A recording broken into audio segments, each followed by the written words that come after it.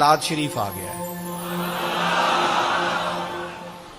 میری آپ سے گزارش ہے ضرور گھر گھر محفل کرائیں، لیکن محفل کو نہ کسی صورت بھی کمرشل نہ بنائیں. نعتیں خرید کے، تلاوتیں خرید کے، مولوی خرید کے کوئی کام نہ کریں. آپ خود سے نعت شریف پڑھ لیں، آپ کا بچہ نعت شریف پڑھ لیں، محفل ہو گئی ماشاءاللہ سے. کوئی آ سکتا ہے اچھا آدمی، آسانی سے معاملات ہو سکتے ہیں تو ماشاءاللہ ٹھیک ہے، بھرپور کریں محفل.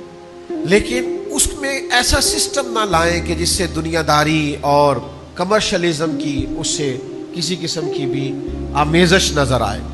دوسری گزارش یہ کرنی ہے کہ پورا میلاد شریف کا مہینہ درود و سلام پڑھ کے گزاریں. جہاں جہاں موبائل رکھے ہوئے نا وہاں ساتھ ساتھ ایک ایک تسبیح بھی رکھ لیں. موبائل ہاتھ میں ہوتا ہے تو چلتا رہتا ہے نا، تسبیح ہوگی تو انشاءاللہ وہ بھی چلیں گے.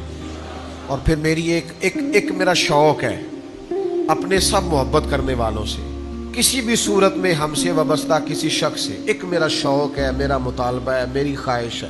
مجھے امید ہے کہ آپ وہ میری خواہش ضرور پوری کریں گے. میرا دل کرتا ہے آپ سارے ایک ایک نعت یاد کر لیں حضور کی صلی اللہ تعالی. کر لیں گے؟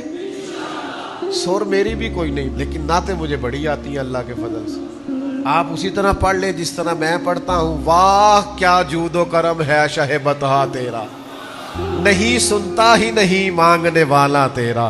میں تو مالک ہی کہوں گا کیونکہ ہو مالک کے حبیب، یعنی محبوب و محب میں نہیں میرا تیرا.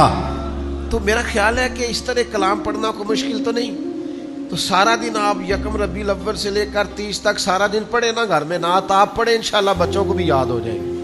اس لیے پیار سے کہہ رہا ہوں کر لیں گے انشاءاللہ تعالیٰ یاد، یہ ضرور کریں.